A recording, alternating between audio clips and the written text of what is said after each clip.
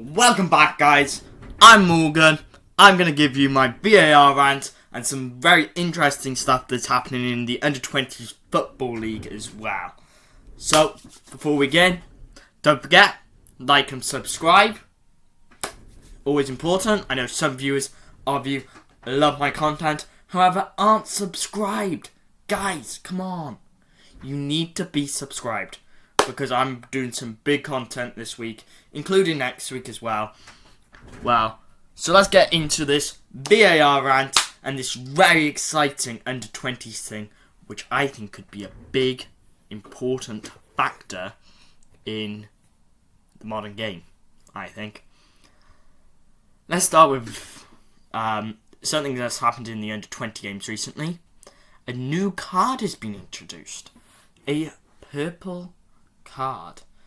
This is very interesting, I think, for a lot of people. They're used by the respected team managers, and then they are called to challenge a refereeing decision to call on an FVS. Now, I know a lot of you will be thinking, what is an FVS? I didn't know until myself earlier. It serves as the same purpose as VAR and can only be used for clear and obvious errors, but the card can be used for goals, penalties, red cards, and mistaken identity. This has been used since the 28th of September in the Under-20 World Cup tournament. And we saw Moroccan coach Mohamed Gabi use his one. That challenge then challenged the referee's decision to award a penalty against his team. After the referee consulted with the footage of the incident, the decision was overturned. This could be great. And another thing is, if you use the card, once you've used the card and the decision gets overturned, you keep the card for another time you want to challenge something. If it is not overturned, you do lose the advantage. So it makes your manager have to think smart as well as your players. Whoa. I think this could be a big thing. If we look back, I'm going to have my rant in a minute about VAR. But if we go and have a look at the Luis Diaz goal, if Klopp puts his purple card up, that's a goal for Liverpool, and we don't have that big controversy which goes to all the other leagues and everything. That is possibly one of the greatest ideas FIFA and football have come up with in some times. And that's quite exciting, I feel. Now I'm going to have my rant. VAR. Do I hate it? Do I love it? I'm not sure on it. I think it can be used in really positive ways, like seeing offsides, but when they're doing these offsides, sometimes I think, okay, fair enough, they got a toe over the line and an arm, but when we're looking at someone's toenail over the line and an arm, the player isn't going to get an advantage over that, and that's something really that football in general and VAR need to look at more.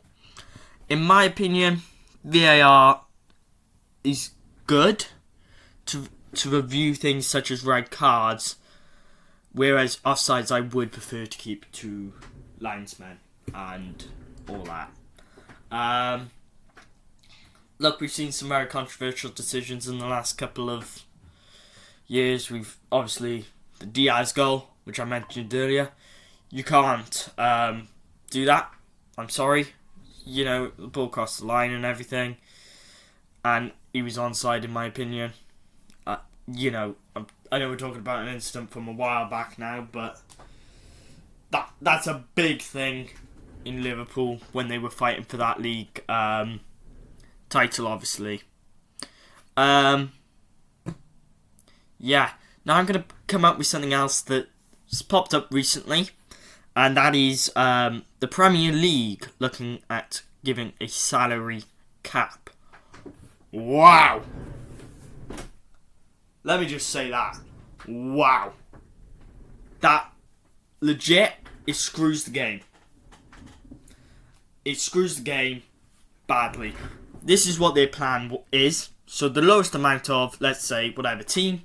So if you spent, let's say, 20 million, you times that by 5, and that is the highest amount a team can spend. For me, I think that is going not just to an attack on our league, but that's an attack on players as well. Meaning the players who do want to come and play in our league, or players that we do get in, maybe because of that limit in how much that you can spend. Don't get me wrong, I think we do need some sort of stop to it. Don't get me wrong, I think when Liverpool has spent nearly £500 million in one summer transfer, I don't think is acceptable in my opinion. But then again, if we do, what are we going to do? Like, you know, we've got some of the best players in the world here, and we're not going to have the best players in the world if we put a salary cap in. You know, we're thinking about Erling Haaland. That, you know, you bring an Erling Haaland in for 100 million, or a Wirtz in, for example, and that's it. That's all you get for one summer. Some team spends 20 million or whatever. Like, and then they got the PSR rules, which have restricted Aston Villa this season. That's a great example. But yeah, it's a disgrace that. And yeah, I feel like they need to do stuff about that and act on it accordingly. I don't think any team will want that, and I think a lot of fans won't want that either. Anyway, this is my VAR rant, sort of. Not much of a rant, not overreaction, but I'm giving you your latest football VAR, Premier League facts, and interesting things coming to the Prem.